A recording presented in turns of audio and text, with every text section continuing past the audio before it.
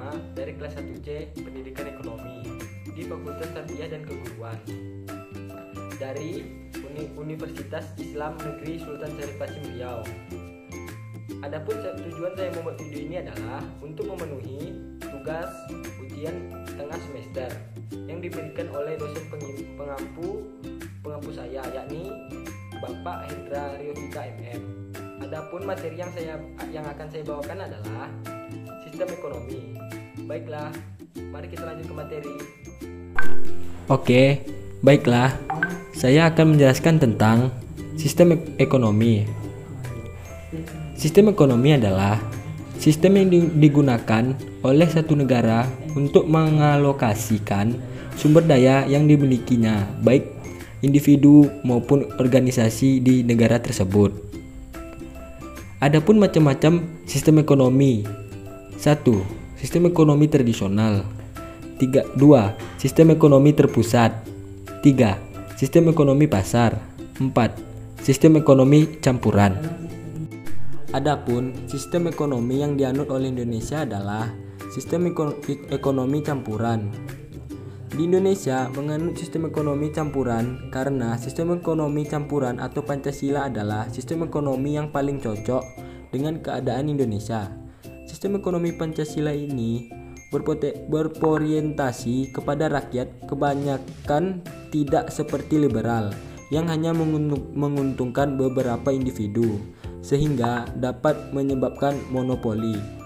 Walaupun sistem ekonomi Pancasila juga memberikan kebebasan kepada rakyat, pemerintah juga tetap mengawasi jalannya sistem ekonomi ini.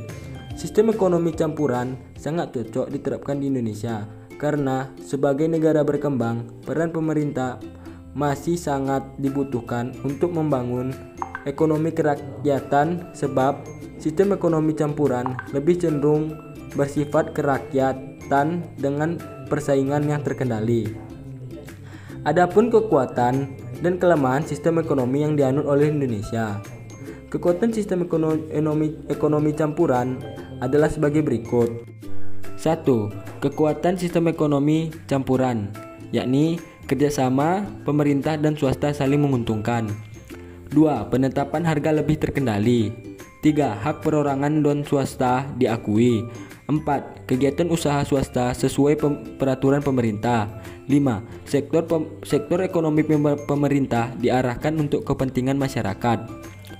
Adapun kelemahan yang dianut oleh sistem ekonomi campuran. 1. Beban pemerintah lebih berat daripada swasta dalam melakukan kegiatan ekonomi.